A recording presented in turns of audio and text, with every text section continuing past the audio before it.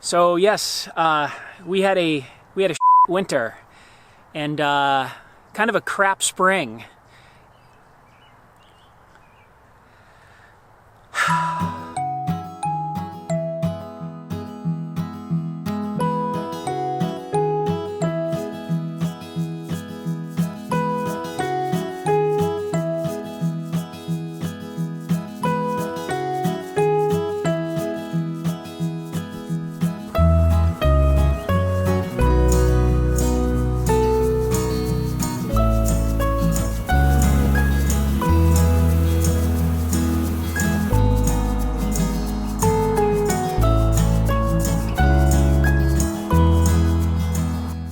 Alright, it has been a long, cold winter and spring, and sort of winter spring.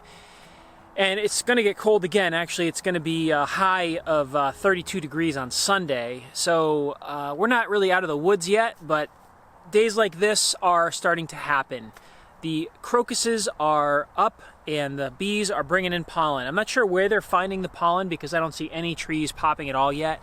But there's definitely pollen coming in on the bees, and feels good. All right, so the plan right now is to take off the insulation and the tar paper, get into the actual boxes and see what's going on in the hives.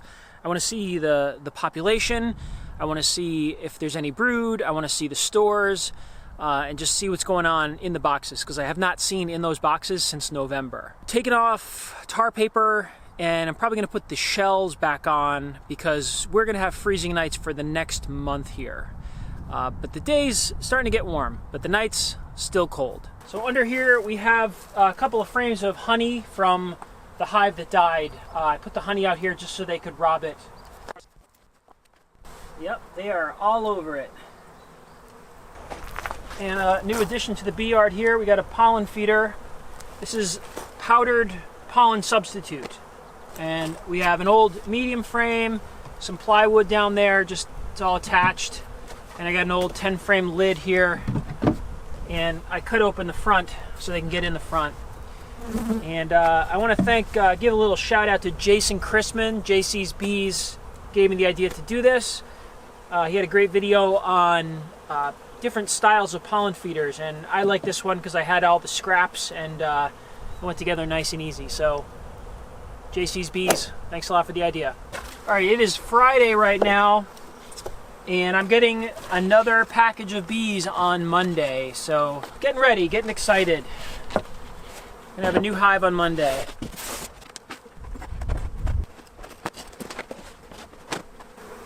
Still a bunch of fondant up here. Look at that. Hello, bees.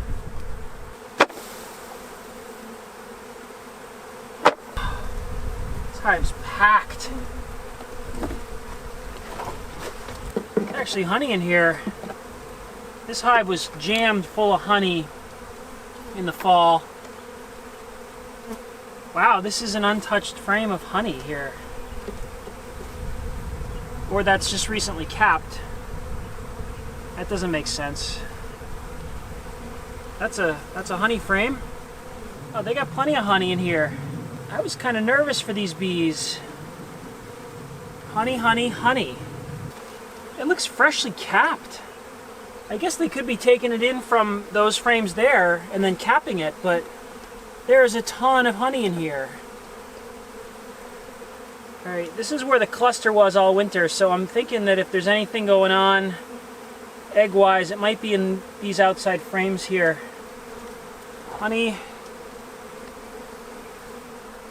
All over me. Hey, Balboa Hive. I'm here just having a look, just hanging out. Want to make sure you're okay. Alright, I'm not going to go down to the bottom because that's most likely, you know, probably not brood down there. I'm going to look at the top box. There's a lot of pollen coming in here. I didn't see a pollen frame yet, but there's a lot of bees with pollen on them.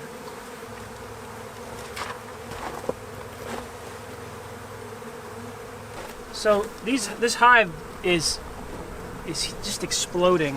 It's weird. This looks like freshly capped honey. Maybe I guess they could theoretically be robbing it from the Russian hive next door, bringing it over here and capping it off. So far, no eggs, no brood. But we're getting into the warmest part of the hive right now. This was the cluster over the winter. This is so heavy. It's extremely full frame of honey. Extremely heavy. They're packing pollen in here. All right, this is where we may see some activity here. Okay, if I was going to bet, I would bet this is the frame where the queen is. And I was right. She's right there.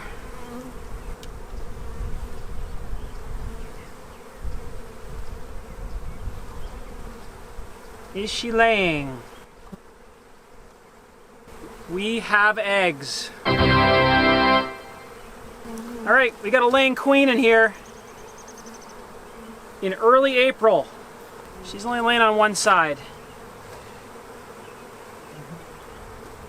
Here she is.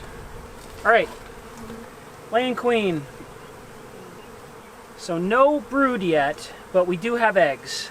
She's just starting to lay. There's nothing on this frame. That's the facing frame. Okay, so she's laying on the second frame in, top box, nice and warm spot. Afternoon sun hitting here. She's right here. Laying at the top of the hive, and she's surrounded by honey. All right, so awesome. Filled with bees. There's a laying queen, April 13th, Queen Balboa. Did a good job. She got us ready for the fall. And then her daughter carried us through the winter. That right there is probably the best thing that I've seen in a long time.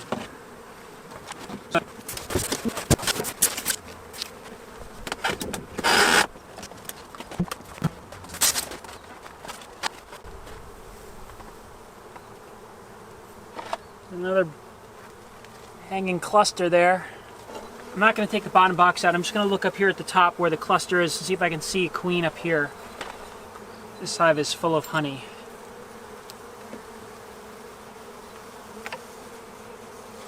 It's a heavy frame. Yeah, fully heavy frame here. Look at that. Just, it's like they never touched it all winter. I wonder what they ate all winter. This is it's just crazy amount of honey still in these hives. I'm thinking that maybe because it was so cold, they spent there so much time just huddled up that they didn't eat much. It's just a full frame of honey and nectar over here. I think I might see a tiny patch of brood there.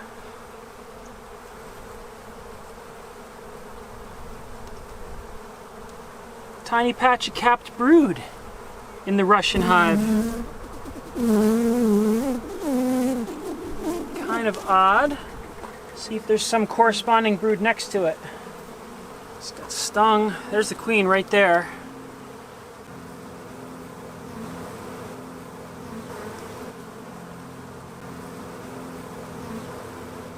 So, is she laying? Yes! She has laid some eggs. 2 laying queens, folks. 2 hives jammed full of honey. Jammed.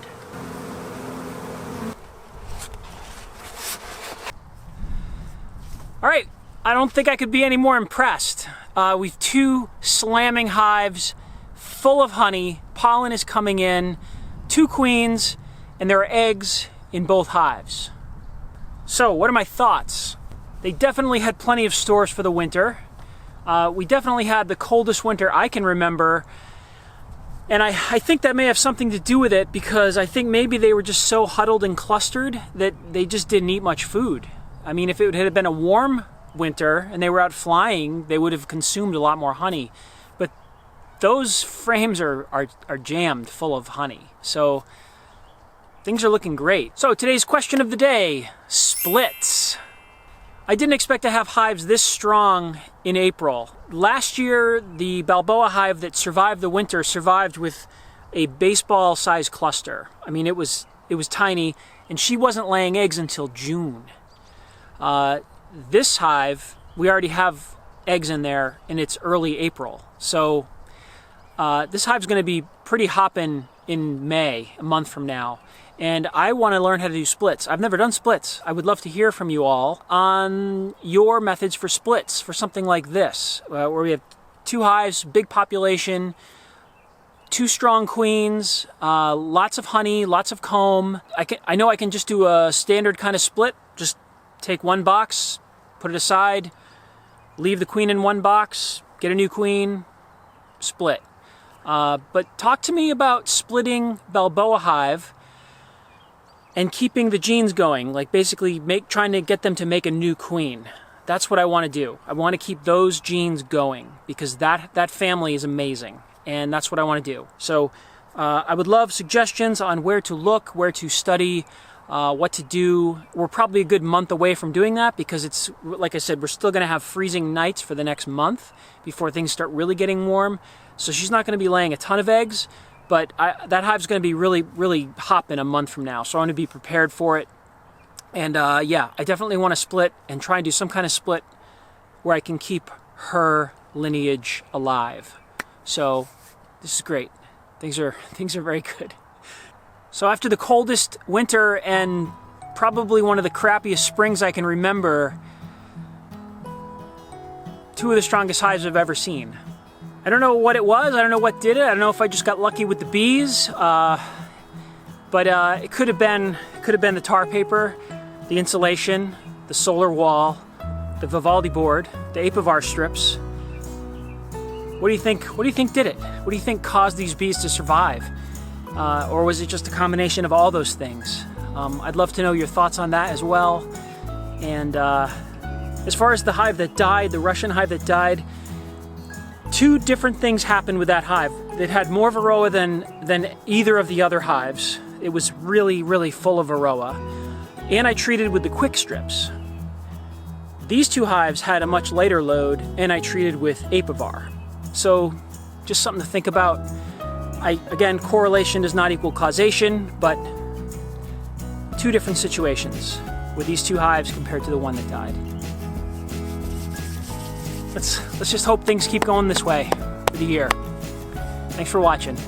Have a great day.